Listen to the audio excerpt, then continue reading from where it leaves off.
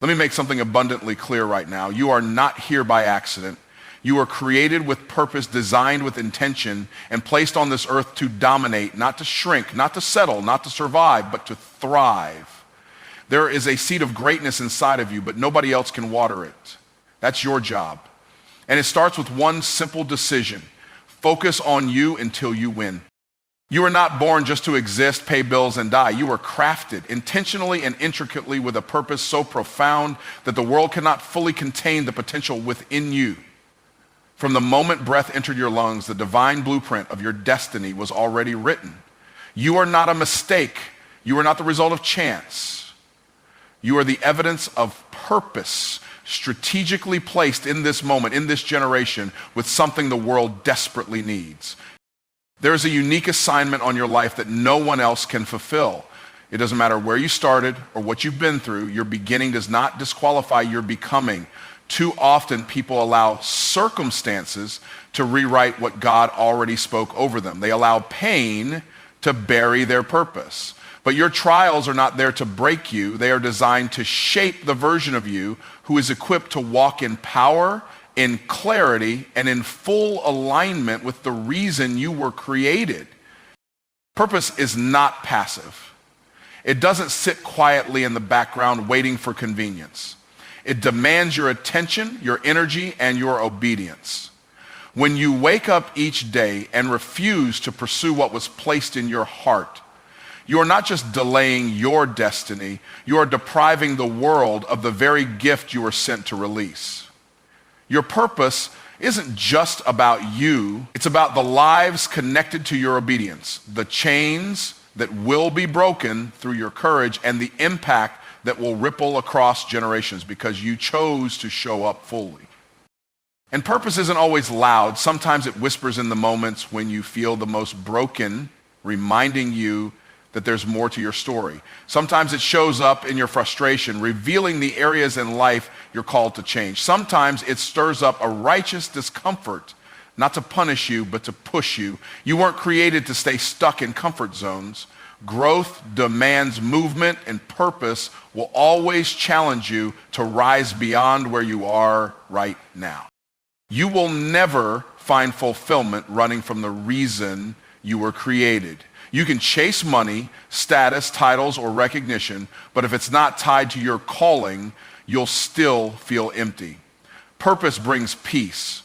Purpose brings passion. It activates something inside of you that makes you wake up with energy, go to sleep with intention, and live your life with the awareness that your time matters. When you understand that your purpose is non-negotiable, distractions lose their power and clarity becomes your compass. The world will try to label you. People will try to box you in, but no one else has the authority to define what God has already established. You don't need their approval when you've already been assigned. You don't need to blend in when you were born to stand out. The very thing that makes you different is often the thing that makes you powerful. And that power is not given to be hidden. It is given to be stewarded with boldness, with excellence, and with faith. Many people struggle not because they lack talent, but because they're misaligned. They're trying to fit into spaces that were never designed for them. They're saying yes to things that drain them because they haven't yet said yes to the thing that feeds them. Your purpose will never compete with your peace. It might challenge you, it might stretch you, but it will never rob you of the essence of who you are. When you walk in purpose, you walk in truth, you walk in light, you walk in power. Purpose is persistent. It won't let you sleep when you try to ignore it. It'll tap you on the shoulder when you're doing things that look successful but feel empty. It'll disrupt your comfort in order to usher in your calling. And the longer you run from it, the louder it becomes. You can't mute what you were made for. The ache in your soul to be more, do more, and impact more.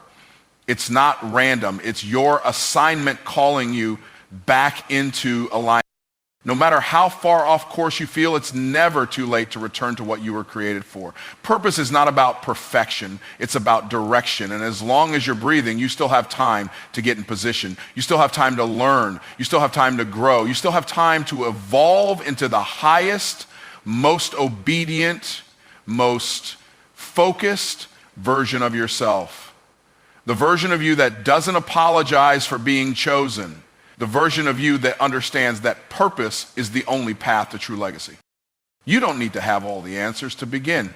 You just need to be willing to go deeper, willing to ask the hard questions, willing to confront the fear and the excuses.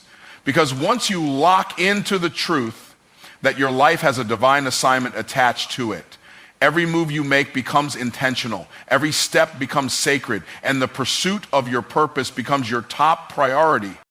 Distraction doesn't always come in the form of obvious chaos. Sometimes it wears the disguise of productivity. It looks like busyness. It sounds like I'll get to it later. It feels like scrolling, binge watching, pleasing people, answering every call, checking every notification, until you look up and realize a whole year passed and you're still not walking in the thing you were born to do. Distraction is subtle, deceptive, and dangerous because it doesn't always feel wrong, but it keeps you from what's right. The most dangerous thing about distraction is that it doesn't destroy purpose, it delays it. And delay after delay eventually leads to disconnection. You wake up one day disconnected from your vision, your goals, your God-given calling, all because you allowed the noise of the world to drown out the whisper of destiny. The more distracted you become, the harder it is to hear your own voice, trust your own instinct, and obey your own conviction. You were never created to chase everything. You were created to focus. Focus is power. Distraction is leakage. Every time you give your attention to something that doesn't serve your vision, you're leaking energy, leaking time, leaking purpose. And the truth is, purpose requires protection. You can't entertain every opportunity, engage every opinion, or respond to every invitation and still expect to arrive at your destination on time. Distraction is the silent thief of dreams. It doesn't snatch them violently. It quietly convinces you that tomorrow is always available. Some people miss their moment not because they weren't qualified, but because they weren't focused. Their potential was there, but their attention was divided. Purpose doesn't compete for your loyalty, it requires it. You can't give 10% to your calling and expect 100% breakthrough. The level of destiny you're asking for demands a level of discipline you're not used to yet. That means tuning out the noise. That means cutting off the chaos. That means managing your mind before you manage your calendar. Distraction is often the cousin of fear. When you're afraid to fail, you distract yourself with lesser tasks so you never have to confront the weight of your true calling. You keep yourself occupied so you don't have to be honest about how much you procrastinated. But avoidance doesn't erase responsibility. Just because you're not looking at your assignment doesn't mean the assignment disappeared. It's still there waiting for you to turn down the volume of the world and turn up the volume of your faith. The enemy of your soul isn't always trying to destroy you. Sometimes he just wants to keep you busy doing things that look good but lead nowhere, busy chasing things that validate your ego but starve your purpose, busy building someone else's vision while yours sits in the shadows neglected. And every time you say yes to distraction, you are unintentionally saying no to destiny. Destiny demands clarity, and clarity only comes through intentional focus. So you don't need more hours in the day, you need better boundaries. Boundaries with people, boundaries with platforms, boundaries with your own impulses. Everything that calls your name doesn't deserve your time. Every door that opens isn't a door you're called to walk through. Maturity is learning to discern what looks like opportunity but smells like distraction. Not everything that glitters is gold. Some of it is sand that slips right through your fingers while you're trying to hold it.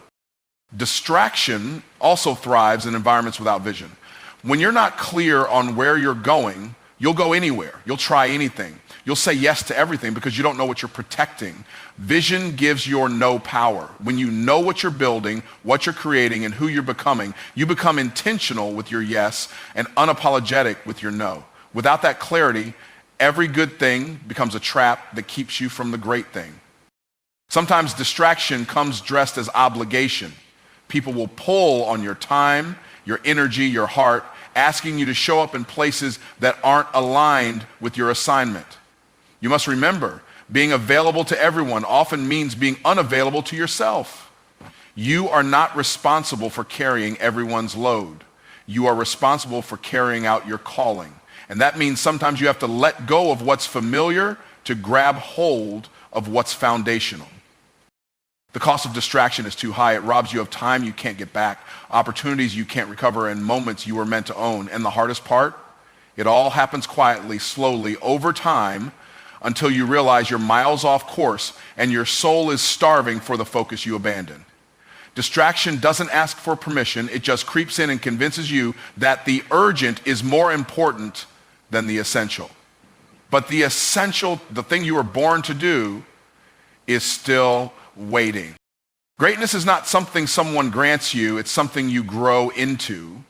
Too many people are sitting on dreams, waiting for someone to give them the green light. They're waiting for approval, applause, or an open door they think someone else has the key to. But the truth is, the only permission you need is the permission you give yourself. You don't have to wait for a mentor, a platform, or a title to start moving in the direction of your calling. The moment you decide to take yourself seriously is the moment greatness begins to take root. There is something dangerous about living your life based on the opinions of others.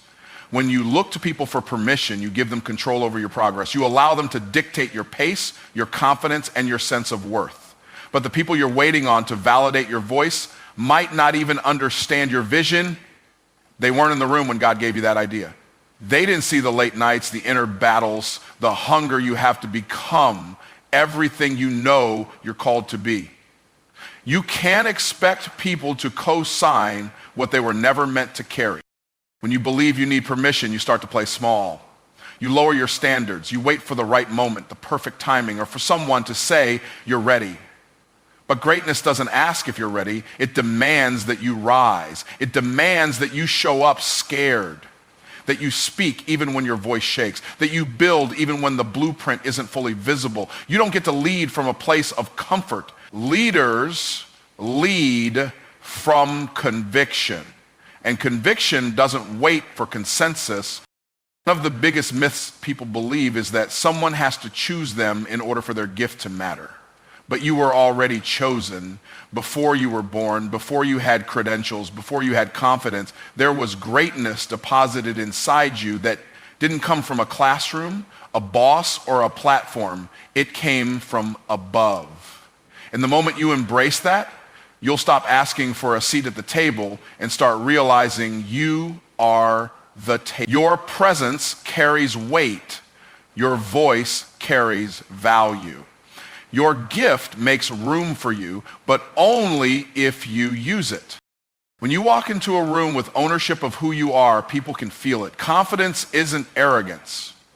Confidence is awareness of what you carry. It's not about thinking you're better than others. It's about knowing you're finally done shrinking to fit into places that were never meant to contain your power. You weren't made to blend in. You were made to stand out, to shift atmospheres, to break generational limits, and to activate others through your boldness. The need for permission often comes from past rejection. Somewhere along the line, someone made you feel like you weren't enough, that your voice was too loud, that your dreams were unrealistic, that your ambition was too much, so you started second-guessing yourself. But that was their limitation, not yours. Just because they couldn't see your vision doesn't mean it wasn't real. Just because they didn't believe in you doesn't mean you're not worthy of belief. You have to stop making their disbelief your identity. When you start owning your greatness, you will make people uncomfortable. You'll ruffle feathers. You'll challenge the status quo. And that's okay. Your greatness isn't supposed to make everyone comfortable. It's supposed to shift things, to provoke growth, to inspire change, to call people higher. But if you keep asking for permission, you'll spend your life editing yourself to fit into someone else's expectations. And every time you edit yourself, you erase a little more of your authenticity. It's not prideful to walk in your power. It's responsible. There are people assigned to your voice, your gift, your influence, and they are waiting on you, not a smaller, quieter, safer version of you, but the real you. The version that doesn't apologize for being called, the version that's tired of playing it safe, the version that's ready to step up, speak out, and make impact. You don't need a spotlight to be effective. You just need to show up fully in the places where you already are. Waiting for permission is a delay tactic dressed up as humility. It sounds noble to say, I'm just waiting for the right time, but often it's fear disguised as patience. At some point, you have to realize that the right time is whenever you decide to stop hiding, when you stop negotiating with your potential, when you stop giving other people the pen to write your story. This is your life, your dream, your responsibility, and only you can decide to activate what's already inside you. Every level of greatness you're praying for is already available, but it's waiting on your yes. Not their yes, not the world's yes, yours. Because the moment you realize you don't need permission to be great is the moment you stop waiting and start becoming. You stop surviving and start building. You stop rehearsing your past and start walking boldly into your future. And the only thing standing between where you are and where you're called to be is your decision to move without waiting to be told you can. Discipline is not a trait you're born with. It's a choice you make daily. It's the invisible force behind every breakthrough, every achievement, and every legacy. You don't become who you're called to be by accident. It takes intentional, repeated action. Discipline is doing what needs to be done even when you don't feel like doing it. It's the quiet work in the dark that produces the shine in the light. It's waking up early, staying up late, saying no to distractions and yes to consistency. It's not sexy, it's not glamorous, but it's always effective. People admire the results, but they rarely respect the routine. They see the finished product, but they don't see the pain, the persistence, and the daily decisions that created it. You can't pray for success and then live a lifestyle that contradicts it. There's a difference between wanting something and being willing to do what it takes to get it. Discipline separates dreamers from doers. It turns vision into execution. It turns potential into power. Everyone has potential, but only the disciplined ever truly walk in purpose. Your destiny is not a matter of luck. It's a matter of order. If your life is out of order, your future will be too. Discipline brings order to your time, your habits, your thinking, and your energy. It's the system that supports your success. Without discipline, you become reactive. You chase feelings. You move on impulse. But with discipline, you become proactive. You take authority over your day. You don't wait for motivation. You move with commitment. And that commitment compounds over time into something undeniable. The people who win consistently aren't necessarily the most talented. They're the most consistent. Talent can open a door, but discipline is what keeps you in the room. Talent may get you noticed, but discipline gets you results. Every time you show up when it's hard, when it's inconvenient, when it's thankless, you're building a reputation with yourself. You're proving to your own soul that you are who you say you are. And that self-trust becomes the foundation of unstoppable confidence. There's a cost to discipline, but there's a far greater cost to regret. Regret comes when you realize you had the time, the opportunity, the talent, but you didn't have the discipline to do what was required. Discipline feels hard in the moment, but regret is heavy for a lifetime. The pain of growth is temporary, but the pain of missed destiny lingers. If you want to live with peace, live with principle. If you want to die empty, having given the world everything you were supposed to, live with discipline every single day. Your future is being formed by your habits. Your destiny is shaped in the small decisions, what you eat, what you watch, who you talk to, how you spend your time, what you listen to. Discipline teaches you to say no to what's convenient so you can say yes to what's critical. It helps you discern the difference between noise and necessity, between movement and progress. You can be busy and still be stagnant. You can be active and still be unproductive. Discipline isn't about doing more, it's about doing what matters most. Discipline is about alignment. When your actions align with your purpose, you create momentum. But when your actions contradict your purpose, you create frustration. A lack of discipline leads to internal conflict. You know you're meant for more, but your lifestyle is keeping you stuck. That gap between your potential and your choices becomes torment. The way out isn't more dreaming, It's more doing. It's waking up and deciding to stop betraying your calling with lazy patterns and inconsistent behavior. There's a version of you waiting on the other side of discipline, a version sharper, stronger, more focused, and more fruitful. But you can't meet that version by living like the one who's stuck in excuses. Every time you delay the work, you delay your transformation. Discipline is how you build the bridge between who you are and who you were created to become. It's not a punishment, it's a path. It's not restriction, it's structure. The structure that allows your gift to flourish without chaos. Discipline builds credibility, not just with others, but with yourself. Every time you follow through on what you said you'd do, you reinforce your integrity, you reinforce your standard, you raise your bar. And when you do that consistently, you walk differently. You carry yourself with quiet authority because you know you didn't shortcut your way there. You earned it. You bled for it. You worked when no one was watching. And that kind of integrity can't be faked or bought. It's built. There will be days when you don't feel like showing up. Days when the weight of life, the noise of the world, and the pressure of purpose feels overwhelming. But those are the days that matter the most. Discipline doesn't disappear in difficulty. It's forged by it. It's in those moments when everything in you wants to quit that your destiny is being decided. Not by emotion, but by execution. Not by how loud you shout, but by how consistently you act. Destiny is waiting, but discipline is the only way to reach it. The dark seasons of life are often misunderstood. We fight them, resist them, pray to be pulled out of them, never realizing that some of the most transformative moments we'll ever experience are forged in the places nobody sees. The dark doesn't mean you're being buried. It means you're being planted. And before anything great ever grows, it has to go through the dark first. Breakthrough doesn't happen on the stage. It doesn't happen in the spotlight. It happens in silence, in struggle, in solitude, when no one is watching, and everything in you wants to give up. The dark is where you confront your real self. It's where the masks come off, where the applause dies down, and where your true motives are tested. In the dark, there are no shortcuts, no crowd to impress, no filters to hide behind, just you, your assignment, and the God who gave it to you. That's where faith is formed. That's where character is chiseled.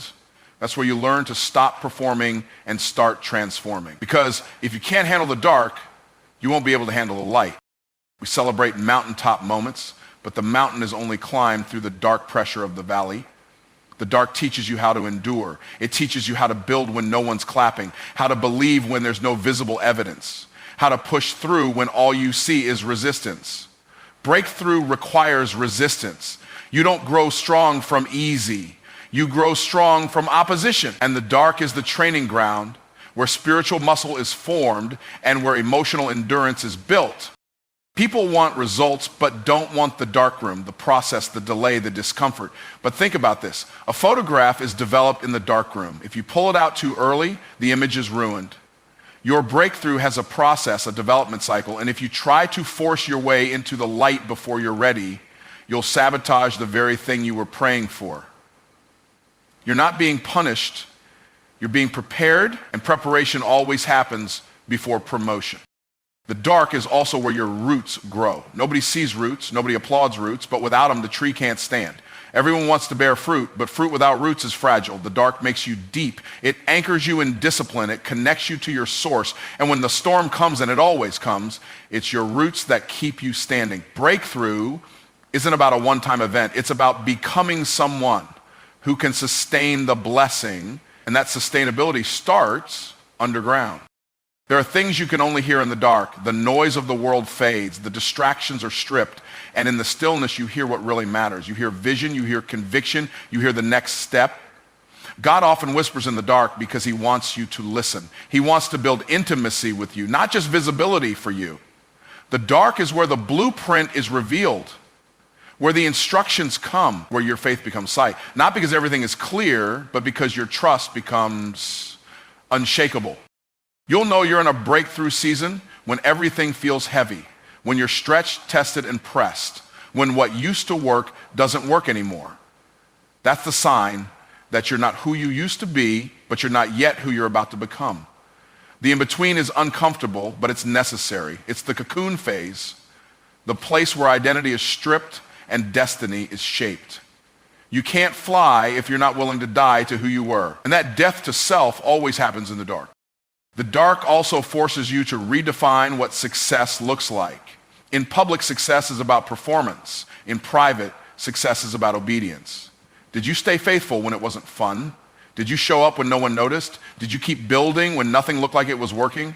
That kind of obedience creates inner strength.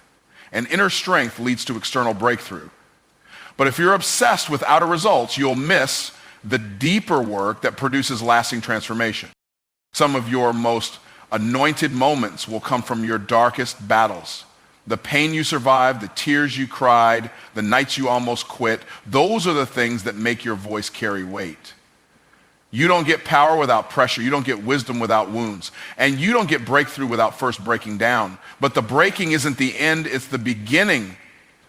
It's the opening. It's the cracking of the old shell so the real you can emerge.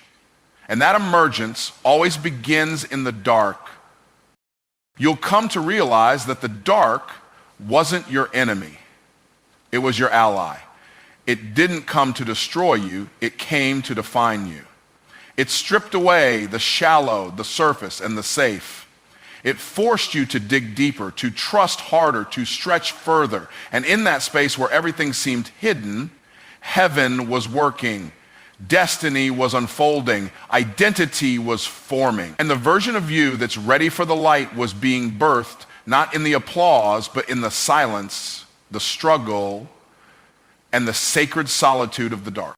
Nothing changes in your life until you open your mouth and declare what will be.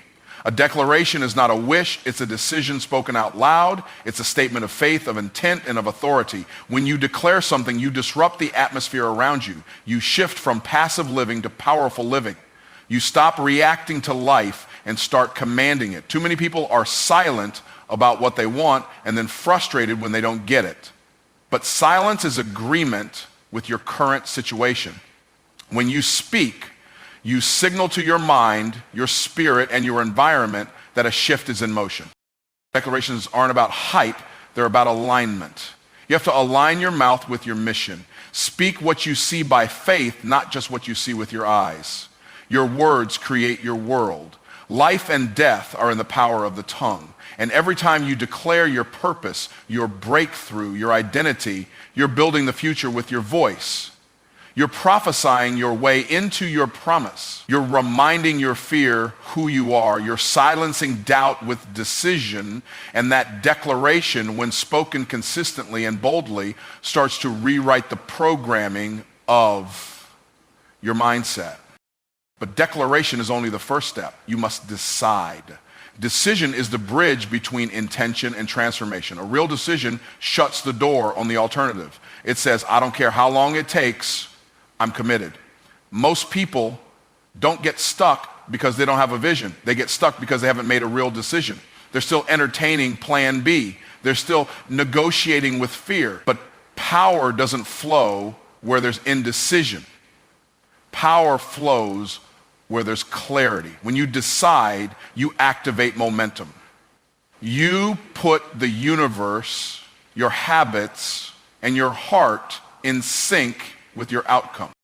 Decision is more than a moment. It's a mindset. It's a posture. It's a permanent stance. Once you decide who you are and what you're here to do, your standards change. Your schedule changes. Your circle might change.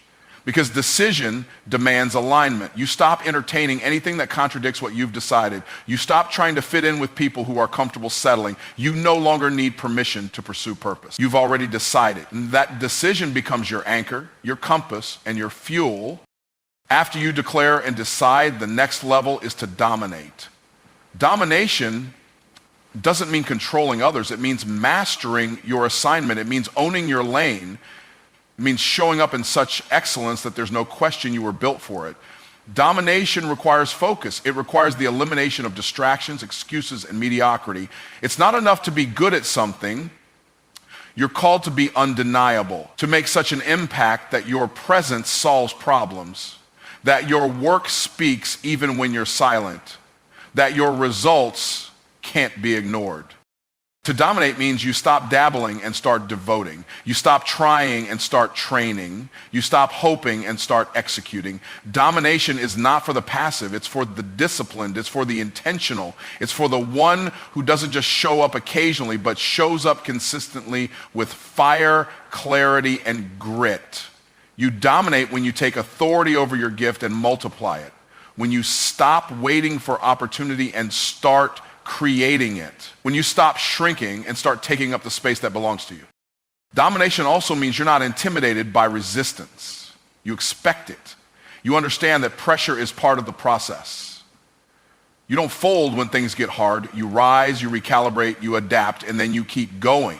Because dominating your destiny means refusing to back down. It means understanding that adversity is not a sign you're off track. It's a sign you're on the right one. You're pushing into territory most people avoid. You're occupying a space few are willing to fight for. That's what it takes to lead. The greatest leaders are not always the loudest. They're the most locked in. They've made up their mind. They've spoken their vision. They've cut off the options. And now they move with precision. They dominate their time, their thoughts, their habits, their energy, and that level of dominion produces fruit that others can't fake. Because it's not talent that sets them apart. It's the decision to be excellent regardless of how they feel. It's the decision to dominate even in silence, in the shadows, and in the grind. There will be moments when your decision is tested, when the declarations you made feel like lies because life hasn't caught up yet. But that's the proving ground. That's where champions are forged. That's where you double down on what you said. That's where you remember why you started. And if you can hold your ground in that tension between the declaration and the manifestation, you'll walk into a level of strength you didn't know you had. A power that can't be bought. A confidence that comes from keeping your word to yourself. The path to domination is paved with daily decisions. It's built on the back of consistent declarations and unwavering determination. You don't stumble into greatness. You don't accidentally fulfill your calling. You decide, you declare, you dominate. Not once, but over and over again. When it's easy and when it's not. When you're inspired and when you're exhausted. You keep showing up like someone who knows they were born to lead, born to impact, born to take territory and shift atmospheres. Because once you've declared it and once you've decided it, the only thing left to do is walk in it without apology.